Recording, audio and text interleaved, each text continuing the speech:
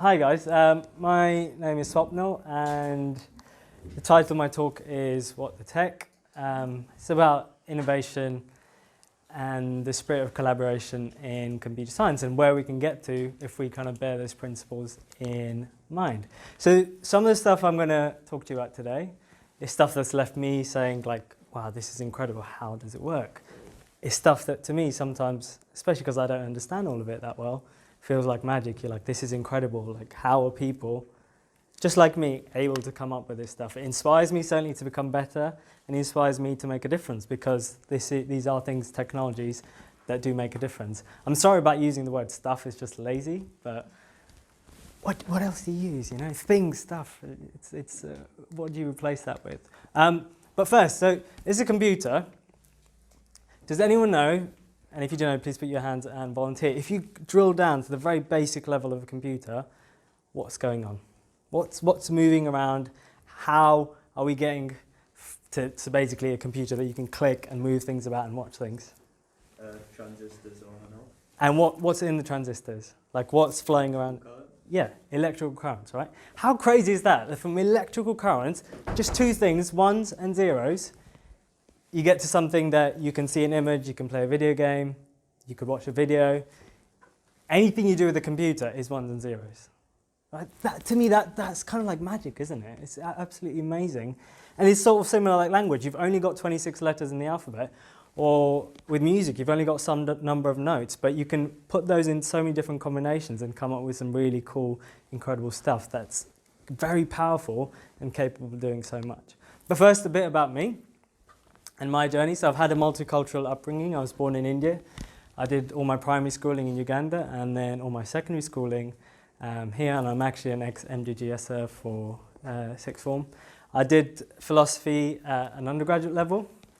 Then I was a religious studies and philosophy teacher for a few years.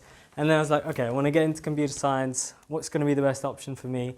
And that was doing a master's, but it was a conversion course. So it was specifically designed for people who had come from different backgrounds. It's a one-year master's course. I just finished it, passed, thankfully. And as part of that, I also was lucky enough to get an internship at Reflect with Mike as my mentor. And that was really useful as well, because it gave me a chance, again, to actually work on projects, apply some of the things I'd learned, and also learn a bunch of new different things. And that quote at the end, it's not my quote, but it does describe me. I'm very extroverted, and I need my existence to be acknowledged once in a while. So clap and say nice things at the end, otherwise I'll be really sad. But why did I want to get into computer science? I wanted to make a difference, right? So technology informs all aspects of our life today. And I was like, I can see that it has capability to do so much. It's so powerful.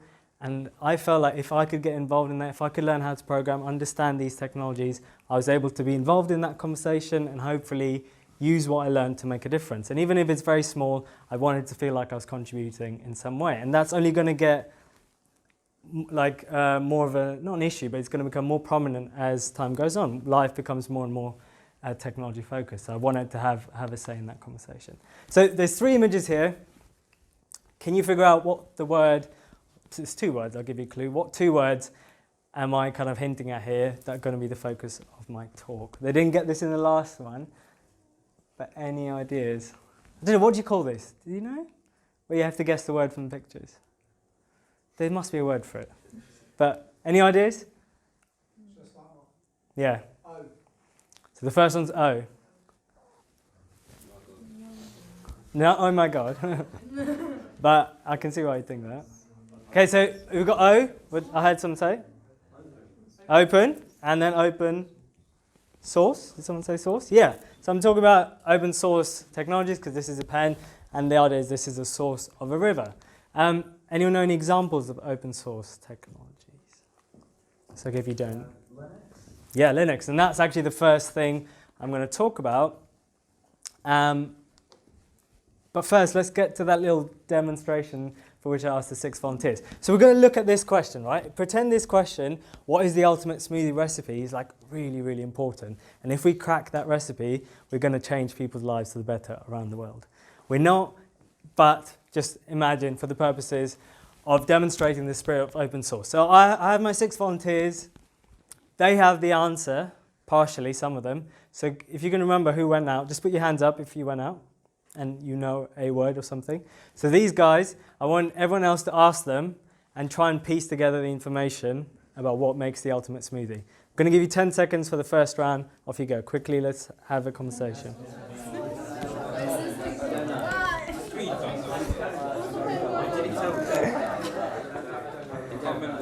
Can't remember. Okay, so first round, what happened? Right, okay. What's your name here? Yeah. What did he say when you spoke to it? He doesn't know, right? Who else had that experience? If you ask someone and they said, I don't know, right? So that's frustrating. Imagine you're trying to figure out this really important problem and you know someone else has the information, they can help you, but they say, I don't know. They don't want to collaborate. Let's try again now. Ask these guys the same question. Let's see, there's going to be 4 items for the ultimate smoothie recipe. What are they? Same thing. Off you go.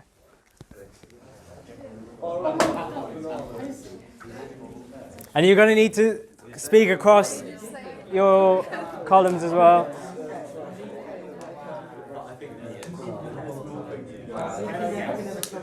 So someone on this side asks this side and vice versa. Share the information.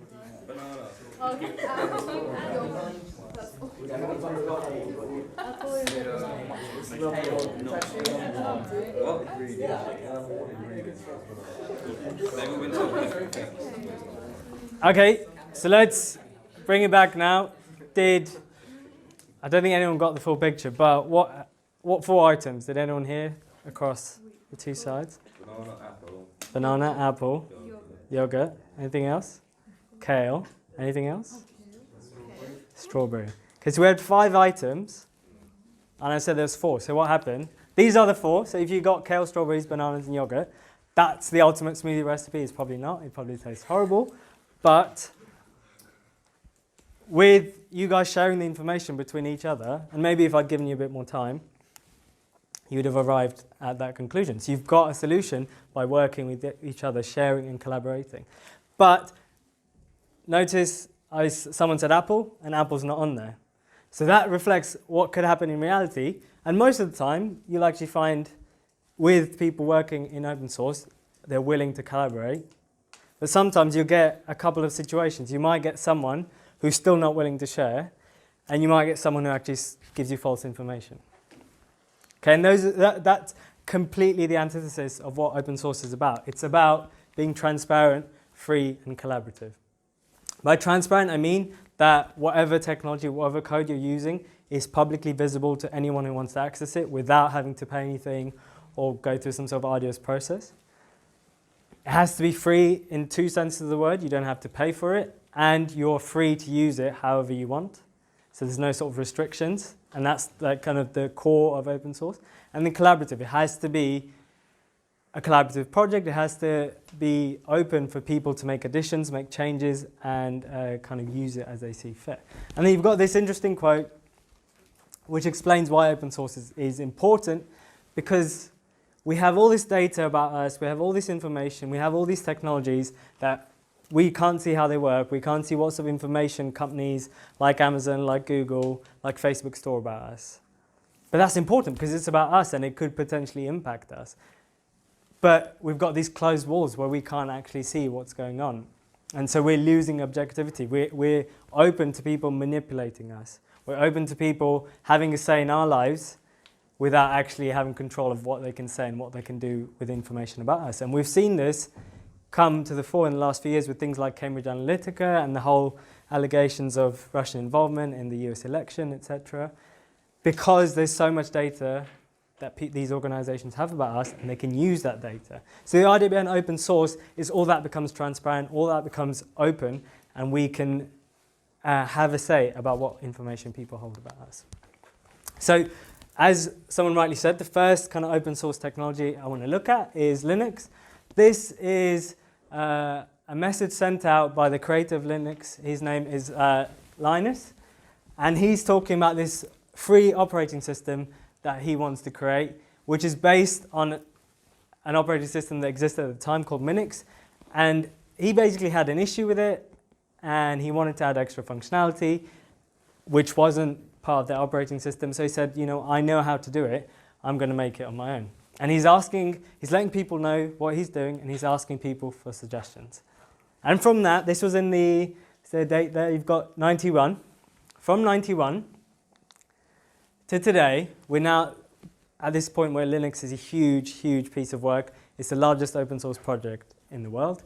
It has over 7 changes per hour, so that's over 1,000 a week. And those changes are not done by one person or by one organization.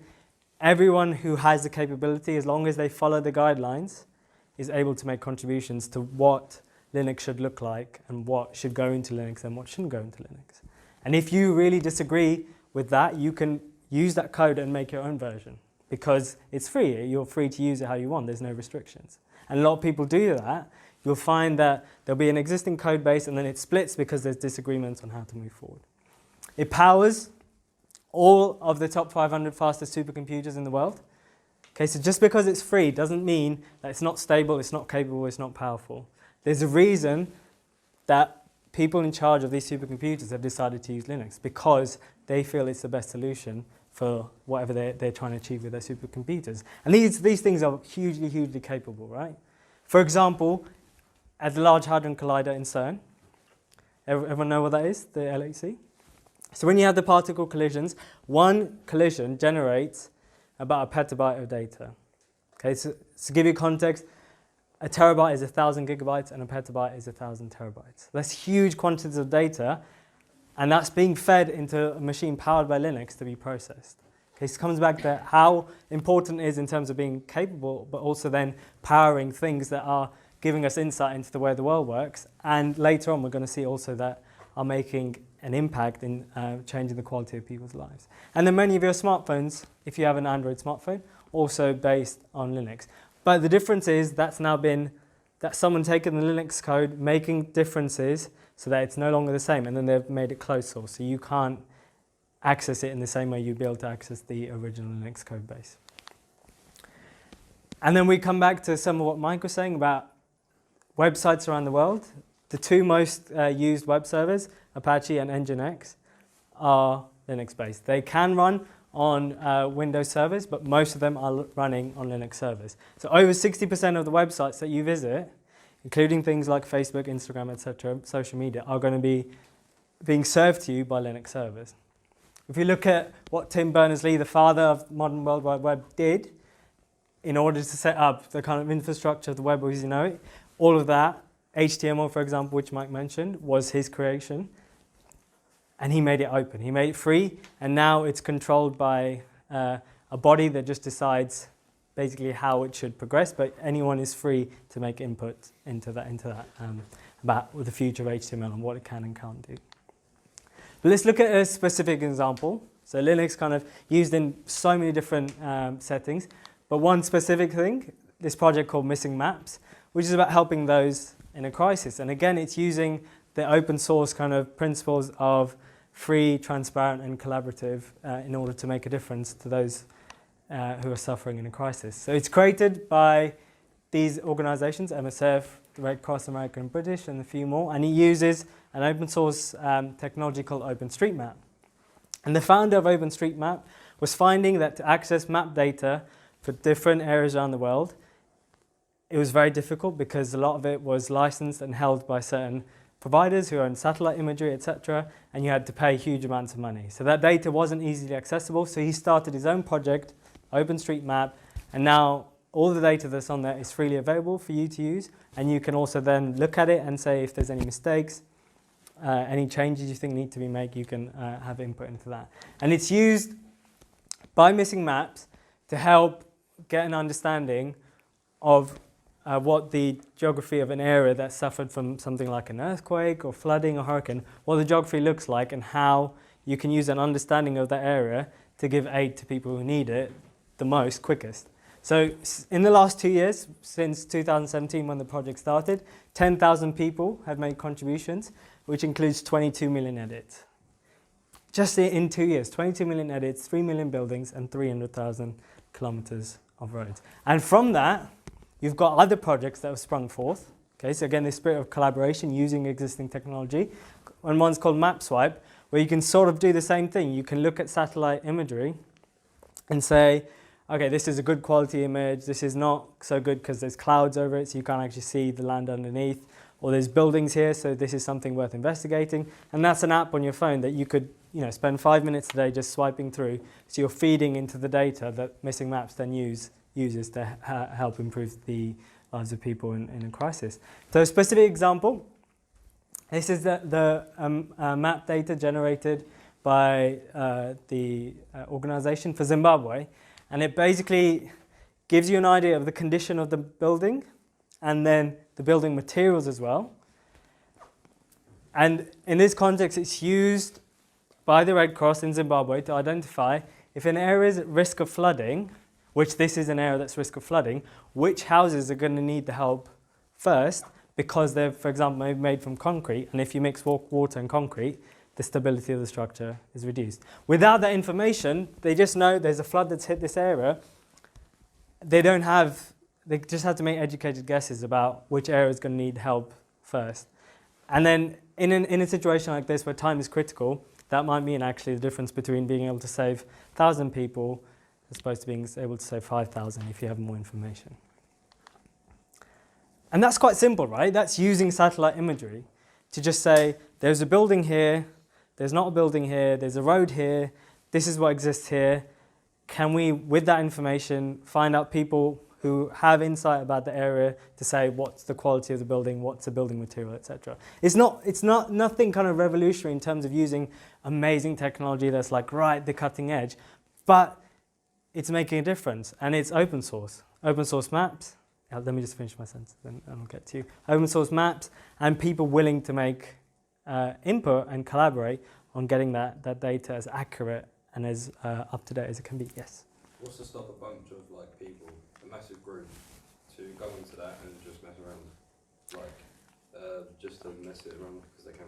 Yeah. So the way a lot of open source works now is you have kind of committees that will. And there'll be committees with people from different organizations. So you haven't got one organization in control. You've got lots of different input. And the reason it doesn't happen is because ultimately what you find is in open source, people do care. So we could all go, we could go on Wikipedia and edit a bunch of different pages and put false information. And you do find that, don't you? You'll go on someone's profile and you're like, this doesn't seem right. And it does happen, it's false information. But eventually someone comes along, realizes there's a mistake and changes it back. And so in open source, especially with the really big projects, you've got millions and millions of people who are making inputs. And so it's just, I think it's deep down that desire to be good. And that's what open source is kind of relying on. Yeah, you're outnumbered basically. And in theory you could, if everyone involved in a project decided to misuse it, it would be possible. But then that does happen. So it's, with closed source, so it's the similar situation. And to date, it hasn't been a big issue in open source technology. Linux has been around for so long, and it would be so easy to change the code. And people do try and make bad changes, but other people always rectify the changes. But that's a good question. If you look at AI, for example, anyone seen The Good Place? So in the future, you might imagine an AI to behave kind of like Janet does in The Good Place. And at the moment, we're not kind of there yet. And AI, as we know it at the moment, is just really complicated maths, but it can do so much. Hello? So, for example, Google Assistant, automated cars, and use in medical industry, a lot of those are using open source code bases. So something called Tensorflow, which is an AI framework library. So as Mike was saying, it's existing code that we could use to create an AI or use to make a project without having to write necessarily our own code or just make small edits, has been used to do some amazing things. Not just like the assistants, the automated cars, but it's been used for breast cancer detection, to get an earlier diagnosis of people with breast cancer, so you're more likely to be able to give them treatment they need. It's been used for earthquake detection and aftershock detection. So again, knowing if an area is safe to go into after an earthquake makes a big difference between being able to save someone's lives and not. It's also used open source technology in encryption. So the app on the left, the logo, that's for Signal, which is like a messenger similar to WhatsApp, but it's all open source. I can go look at the code and I can know if they're sending the data back to an organization selling my information to someone else, which is a big problem that people have with WhatsApp. The data is going back to Facebook because it's owned by Facebook and it's used for their advertising. You don't know what they're doing with the data, but with open source, because it's transparent, any one of us can have a look and figure out whether it's being used for good or bad. And these things like Signal were used with whistleblowing to keep their identity secret and keep them safe. So Edward Snowden was using Signal to communicate. He was sending encrypted emails which were using open source encryption. Panama Papers, journalists involved in that and the whistleblowers using open source encryption to communicate safely and leak this information, which has changed, maybe not as much as you would hope, but it has changed the way people approach the understanding of their data on the internet, etc. And hopefully we're all more aware about it. So all these things, innovating, but it's also really important to have that transparency, to have that openness, and to give people the ability to use the technology however they want. And you come back to this quote, that objectivity and the knowledge and understanding we have, you don't want it to be controlled by people who have their own agendas. You want it to be free out there in the open in terms of how it's being used, and more importantly, how you get to have a say in how your data, your information about you and your life is used. Any questions?